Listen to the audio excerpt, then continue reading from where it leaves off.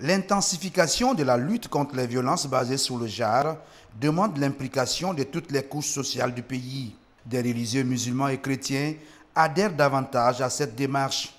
Ils lancent à Conakry la conférence nationale pour la promotion de l'abandon des MGF. C'est une initiative du secrétariat général des affaires religieuses accompagnée par le ministère de l'Action sociale, de la promotion féminine et de l'enfance. Le secrétariat général des affaires religieuses étant chargé de la mise en œuvre de la politique du gouvernement en matière religieuse, vu les effets néfastes que les mutilations génitales féminines constituent sur nos femmes et sur nos filles, c'est pourquoi nous avons initié cette conférence pour le bien-être des femmes et des filles de Guinée. En impliquant les religieux, ça nous aide à clarifier le fait que les mutilations génitales féminines ne sont pas religieusement fondées. C'est pourquoi les leaders religieux sont un véhicule pour combattre cette pratique qui n'a pas en fait un fondement religieux.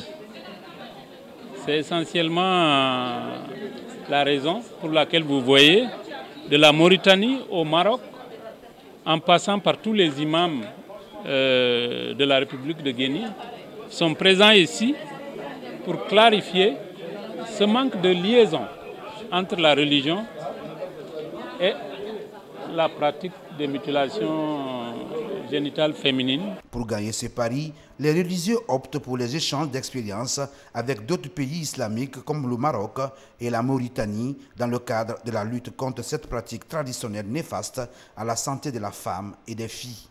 Nous savons tous qu'au niveau religieux, il n'y a aucun fondement religieux qui peut soutenir cette pratique-là.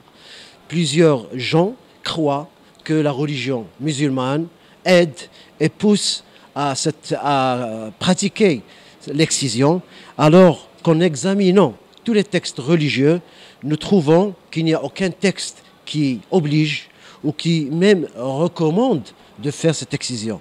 Donc nous sommes ici pour échanger avec nos frères et nos amis, pour montrer comment il faut repousser cette idée-là. Et depuis tout le temps, nous menons le plaidoyer envers ce secteur.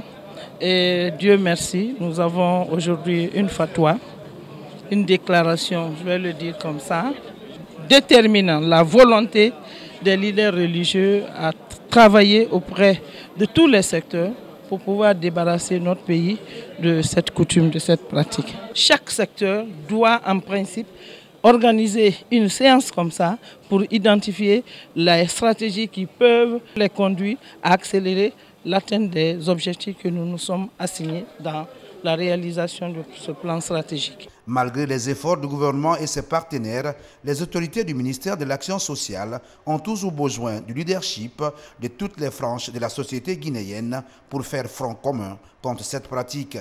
Les dernières statistiques de l'enquête démographique de 2018 indiquent une baisse du taux de prévalence des MGF.